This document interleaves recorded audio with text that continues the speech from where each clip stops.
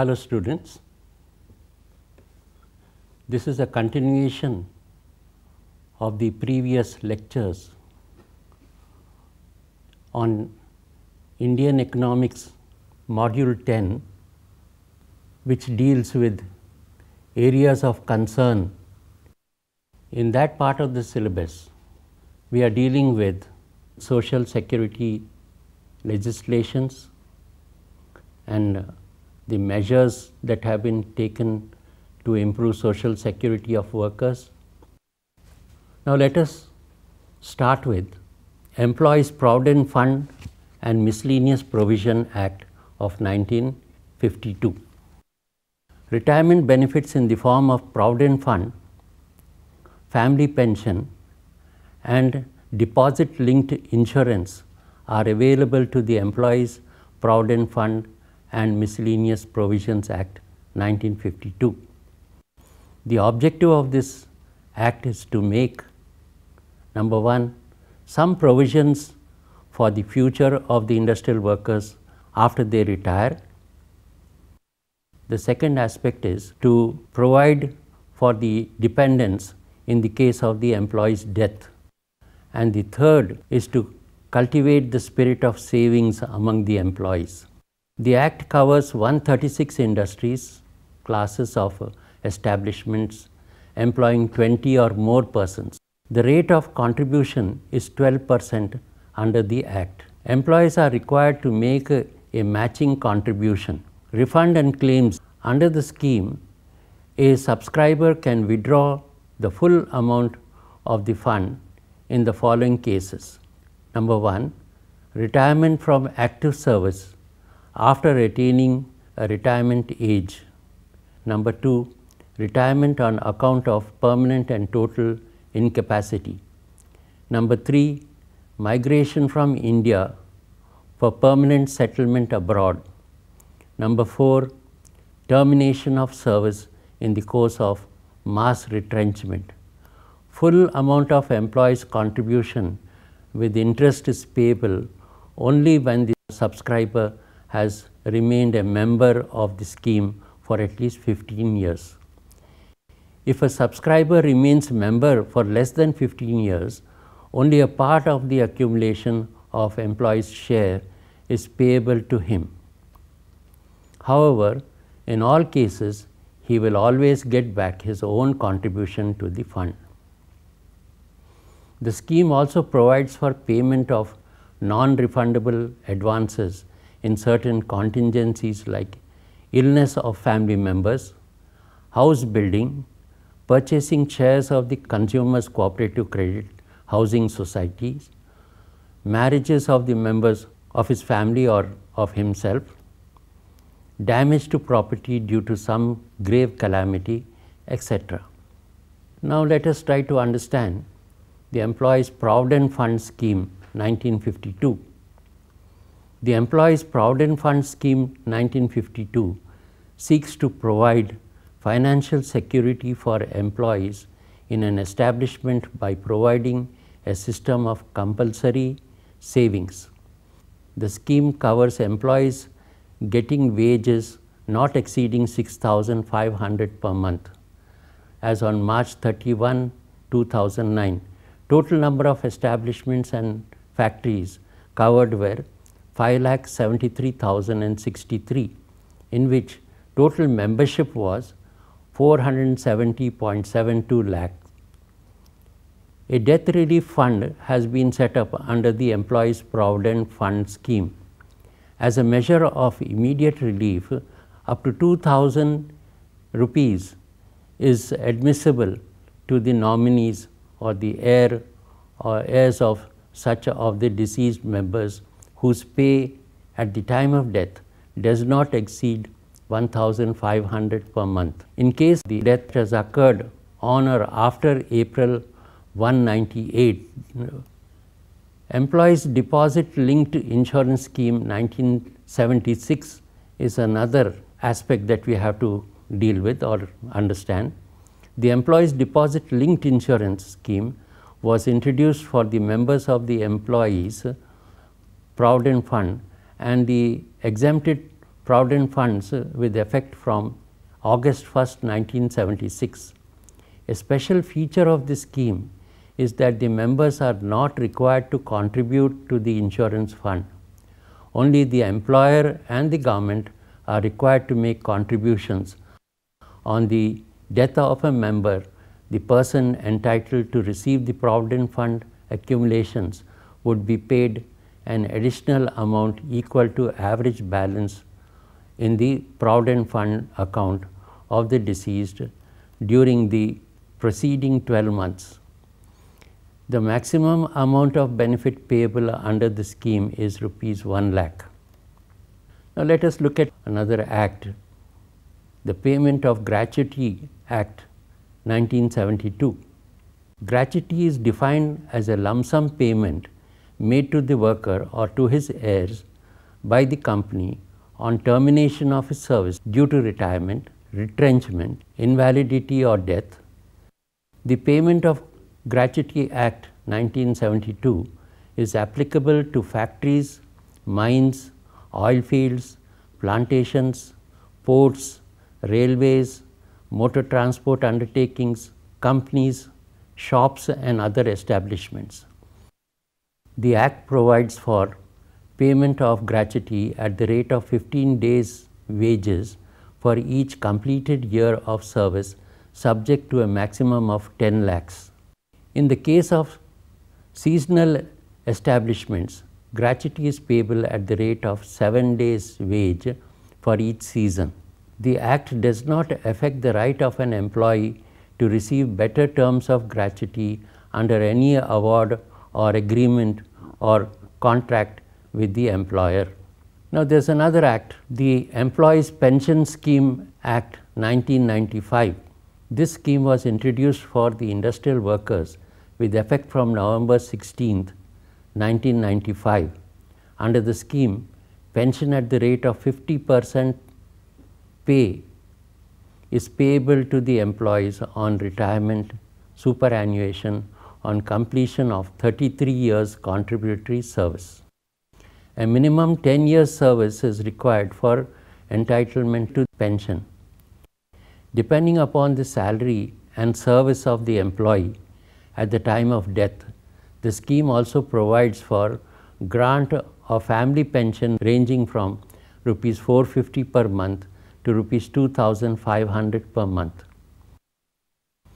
In addition, children pension at the rate of 25% of widow pension subject to a minimum of rupees 150 per child is also payable up to 2 children. The scheme is financed by diverting the employer's share of Provident Fund representing 8.33% of the monthly wages to the pension fund. In addition, the central government also contributes to the scheme at the rate of 1.16% of the wage. The upper limit has been raised from rupees 5,000 to rupees 6,500 with effect from June 1, 2001. So these were the important legislations and amendments to the legislations with regard to social security. So let us now take up a critical evaluation of the social security measures and their impact. As would be clear from the brief review of the social security legislations in India, the government has undertaken various steps in the post-independence period to provide social security to employees. However, we have only made a start so far and much needs to be done, as would be clear from the following discussion. Number 1, insufficient coverage. The most important criticism of social security measures undertaken by the government is their totally insufficient coverage. A majority of the people continue to remain outside the ambit of social assistance and social insurance schemes. For example, the total employment in both organized and unorganized sector in the country in 1999-2000 was of the order of 39.9 crores. That is around 2.8 crore in the organized sector, and the balance 37.1 crores, about 92%, in the unorganized sector. No social security scheme worth the name is available for the workers in the unorganized sector. Particularly miserable has been the condition of 23.9 crore workers employed in the unorganized sector in agriculture. Of a total of 37.1 crore workers employed in the unorganized sector, most of them are working in the agricultural sector. These people do not have regular employment. As you know, in the rural areas, incomes and standards of living depend upon the amount of land or property that a person owns. And as time has gone by, many farmers, many of the small farmers, as we know that more than 60% of the farmers are very small or marginal farmers. They have very small holdings. And even though the proportion is very large, most of these small holdings are taken away by the large landlords, and these small farmers become landless laborers, and these landless laborers are helpless. These laws do not cover these very poor section of the society. Even in the organized sector, only persons working in establishments employing more than 20 persons are covered under most of the social security schemes. In addition to the workers employed in organized sector and unorganized sector, there are a large number of unemployed people, old and sick people, suffering from various disabilities, etc. No social security measure worth the name have been undertaken in this class of people. However, in recent times, the government has been trying to provide some semblance of social security to these people by introducing old age pension schemes and health insurance schemes. For old persons, an integrated program for older people is being implemented, which includes setting up of old age homes, daycare centers, and introducing mobile Medicare units. Now let us look at the second criticism that is leveled: no unemployment insurance. In many developed countries, there is provision for unemployment insurance. Benefits under such schemes are available to those individuals who are able to work and are available for work. Such insurance enables the individual to meet his minimum subsistence requirement during the period he is seeking employment. However, because of the immense economic costs of this scheme, most of the underdeveloped countries, including India, have found it difficult to implement it. What we have in our country is a provision for retrenchment and layoff compensation, which does not even touch a fringe of the problem. Unless something is done to provide unemployment insurance, economic security cannot be achieved, and in the absence of economic security, social security will also remain a dream. The third criticism is about overlapping of schemes. As you know, in our country, in all walks of life, we have legislations to control things, to regulate things, but there is a problem of multiple agencies, and these multiple agencies are having the same objectives, and for the same purpose they give benefits to people, and there is confusion, and sometimes none of those institutions even provide these benefits to anyone, and therefore accountability becomes a big problem. So this problem also is a very important problem for us to understand. India does not have an integrated scheme of social security. On account of this reason, there is considerable overlapping of schemes and similar benefits are being distributed under various schemes. This results in wastage of effort and money. Though the idea of integrating the various schemes has been mooted and various seminars and discussions have taken place, nothing concrete has been done in this direction. So far, with the result that different schemes of practically the same nature continue to be administered by different agencies. The fourth criticism that is leveled against social security is inadequate facilities in relation to the needs of the beneficiaries. The social security schemes are woefully inadequate in relation to the demand for them by the beneficiaries.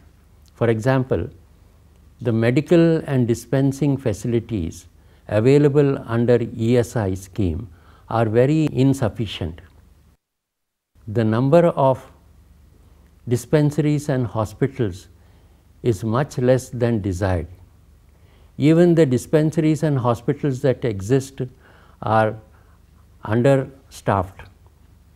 The beneficiaries are put to a lot of trouble and botheration. There is overcrowding in the dispensaries and hospitals, and their staff find it difficult to cope up with the demand on this service. Naturally, they get irritated and their behavior towards patients is anything but cordial. The critical review of the social security schemes in the country suggests that there is a need to widen their coverage so that a majority of the people who continue to be outside their ambits are brought within it. There is also a need to bring about a qualitative improvement in the services provided, introduce unemployment insurance, and bring about an integration amongst the various social security schemes. Now let us summarize what we have learned today. Today's lesson was about social security, and we had seen that social security has a broad meaning of all activities of mankind. In other words, all activities of mankind come under the concept of social security. But here we are only referring to the economic activities, economic social security, because it is felt that if you want to have social security for people, then it is very important to have economic social security. If there is no economic social security, then there cannot be social security in the broad context, and therefore we give this aspect a very important place, and that is what we are doing. We are trying to explain only the economic social security, and we had seen that this encompasses the workers at large, not any individual, but the workers at large, and therefore what are the measures that were undertaken broadly we have seen. Then we went on to the legislations that were passed in order to ensure social security, and some criticism also will be taken up so that we can find out what were the loopholes. The government has passed legislations, but then how far have they been successful? This is another aspect that we would have to discuss. So in the next episode we will be discussing this. Take some questions which will help you to assess yourself.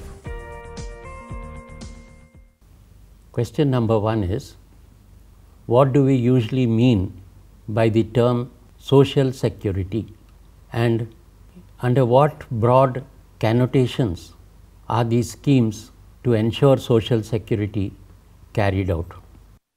The second question is, what are some of the legislations or acts that have been enacted to ensure social security? You can refer to the following books: Indian Economy by Rudradatt and Sundaram, Chand and Company, and Indian Economy by Mishra and Puri, Himalayan Publications.